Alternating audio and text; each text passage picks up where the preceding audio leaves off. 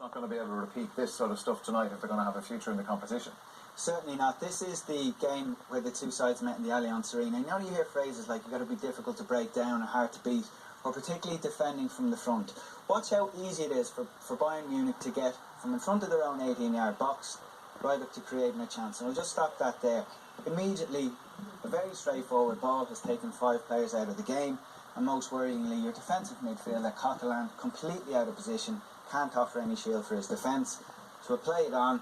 And again, watch how little resistance there is. This isn't clever movement, this isn't anything astonishing from Bayern Munich. So a number of seconds from being in their own 18-yard box, they're now in Arsenal's byline, and I run this on, no analysis needed. This is a collective, monumental failing in how you defend your 18-yard box. Very poor marking at the back stick, no reacting to the breaking ball. Mertesacker seems to kind of turn his back.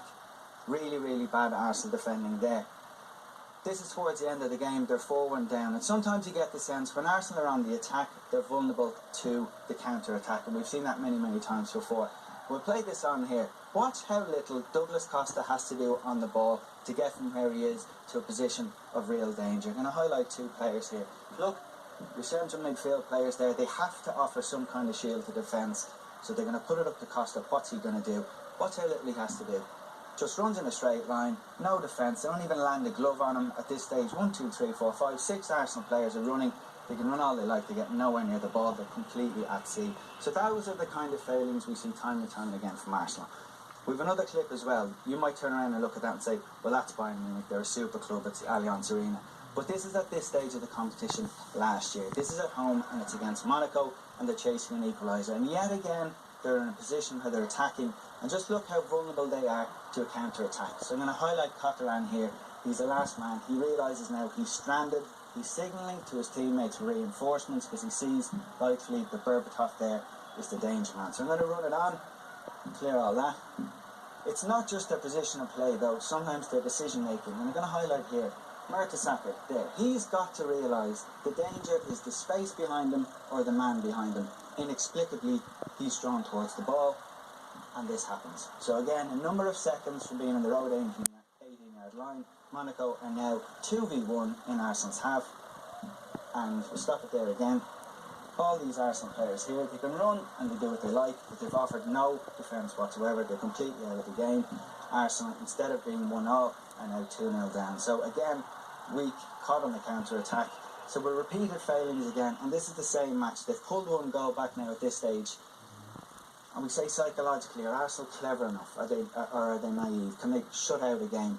There's no analysis needed here. 1 ball on the ground from the halfway line, cuts out the entire midfield and the defence. Mertesacker comes over, he can't do it. They're now 3-1 down. So it's the same failings again and again. So Arsenal problems aren't just financial, it's not at board level, it's on the pitch. And you talk about game management, because this was the first game, and I think they won the game in Monaco 2-0, and they're very close of going through. So when you're 1-0 down, you're still in the tie. Score 1 each, you go to Monaco with a real chance. 3-1 down, you're up against it. They had a similar game against Bayern Munich, which you've just seen, where they lost 3-1 at home. They win in Munich 2-0. So it's all about game management as well, and I'm not sure whether they've got enough tactical nous and whether they've got enough players in the middle of the park who know what to do at the right time. And this is, by time and time again, it's not all about the quality, the ability you've got. You've got to know what to do at the right time. And clearly, as we've just seen, as Richie superbly said, they haven't got it. Again, why have those issues not been addressed at Arsenal? Well, it comes down to players. Once you cross the white line, you're on the pitch. It comes down to players and experience. They've had a lot of injuries. For example, tonight, Cazorla, he's been injured for a long time now, nearly 2 months.